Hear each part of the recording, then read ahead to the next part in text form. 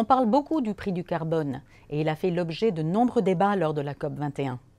L'Institut Veolia a choisi de se pencher, de son côté, sur la question des émissions de méthane. Il y a une raison à cela. Quand on pense aux gaz à effet de serre, on pense d'abord au dioxyde de carbone. C'est le sujet favori des médias, on en parle beaucoup de ce CO2. Mais nous ne devons pas pour autant oublier les polluants atmosphériques à courte durée de vie, et notamment le méthane, dont le pouvoir de réchauffement est 28 fois plus impactant que le CO2. Cette équivalence est calculée sur 100 ans, mais ramenée sur 20 ans, le rapport est multiplié par 3. C'est là toute l'importance de l'échelle de temps que l'on étudie. Bien sûr, évaluée sur un siècle, la contribution du CO2 est largement supérieure, puisque le méthane ne pèse que pour 14% des émissions. En revanche, rapportée à 20 ans, elle atteint 40%. Autrement dit, si nous voulons obtenir des résultats rapides dans la réduction des rejets de gaz à effet de serre, et nous le voulons, et nous savons que le temps presse, nous devons également combattre le méthane dans ses 3 principales sources d'émissions. Le principe serait donc de capter les émissions de méthane et de les transformer pour les réutiliser.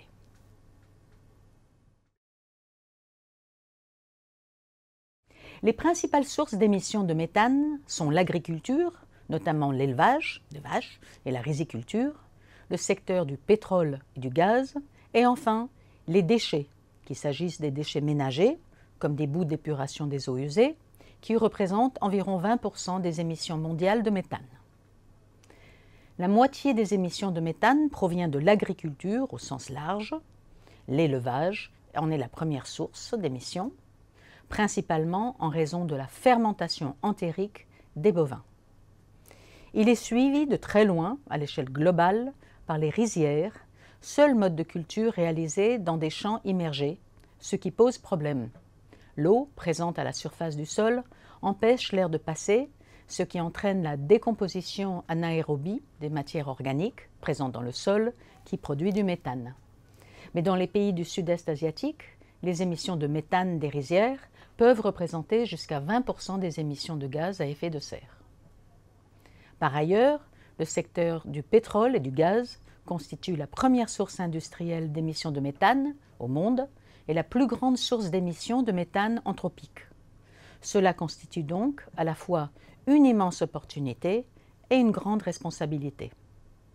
Or, il est admis que si nous réduisions de moitié cette pollution à l'échelle mondiale, les effets au cours des 20 prochaines années seraient comparables à une élimination totale du CO2 issu de la combustion du charbon en Inde et dans l'Union européenne. Enfin, venons-en aux installations de stockage des déchets non dangereux. Lorsque des déchets ménagers solides sont déposés dans une décharge, on observe une première phase de dégradation aérobie, c'est-à-dire en présence d'oxygène, au cours de laquelle une faible quantité de méthane est produite. Puis, généralement au cours de la même année, des conditions anaérobies se forment et des bactéries spécifiques dont l'activité produit du méthane commence à décomposer les déchets. Ce méthane est la plupart du temps directement relâché dans l'atmosphère, mais peut en principe être capturé. Le gaz récupéré doit ensuite être traité pour être débarrassé de ses impuretés avant d'être torché ou brûlé pour produire de l'énergie. Dans ces 3 principales sources d'émissions de méthane, des solutions existent, on les connaît.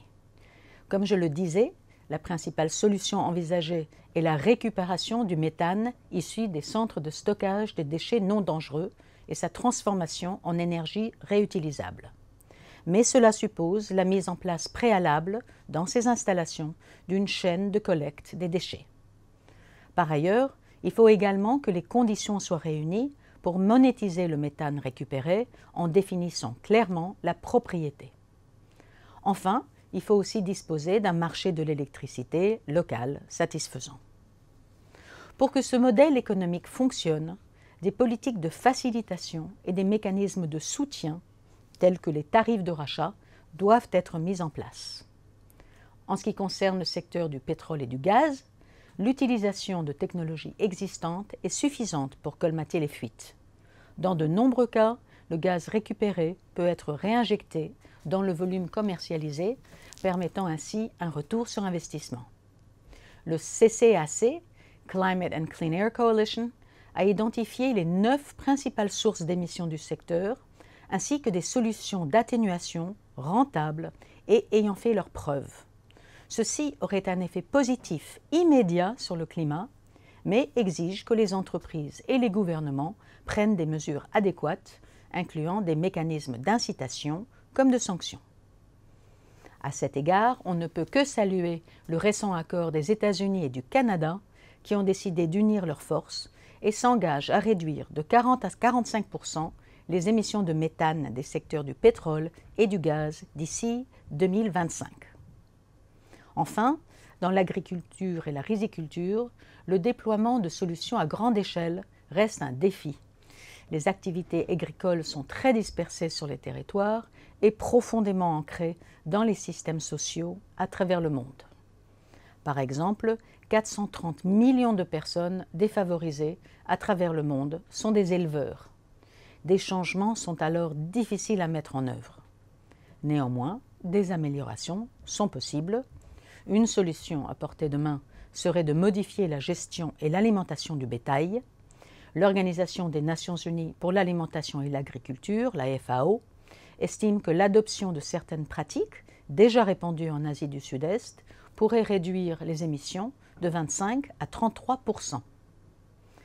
Mais pour que toutes ces solutions soient efficaces, donner un coût au méthane, comme au carbone, reste indispensable si l'on veut vraiment créer une dynamique.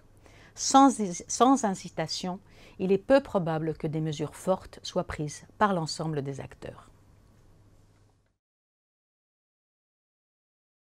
Dans le domaine des émissions de polluants à courte durée de vie, comme le méthane, la COP21 a permis de dessiner quelques premières pistes d'action, mais rien ne figure dans l'accord de Paris.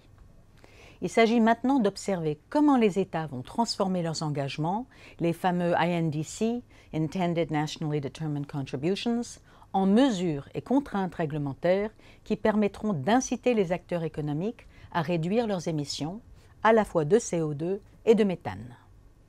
J'en profite pour rappeler que vouloir agir sur les émissions de méthane ne signifie absolument pas pour autant baisser les bras en ce qui concerne la lutte contre les émissions de CO2. La recherche, l'innovation et les investissements dans ce domaine restent indispensables et urgents. Néanmoins, le levier de la réduction des émissions de méthane ne doit pas être négligé ni oublié dans les futures négociations et débats. Comme le dit si bien Dr Ramanathan, professeur de sciences atmosphériques et du climat à l'Université de Californie à San Diego, il s'agit d'un deuxième robinet que nous gagnerions tous à actionner. C'est pourquoi l'Institut Veolia va poursuivre ses réflexions et ses travaux dans ce domaine, notamment en mettant en place un groupe de travail sur cette thématique avec d'autres acteurs. L'objectif étant de continuer à alerter les pouvoirs publics sur l'opportunité de court et moyen terme que présente ce levier, tout en se positionnant sur la recherche de nouvelles clés et le développement de solutions concrètes.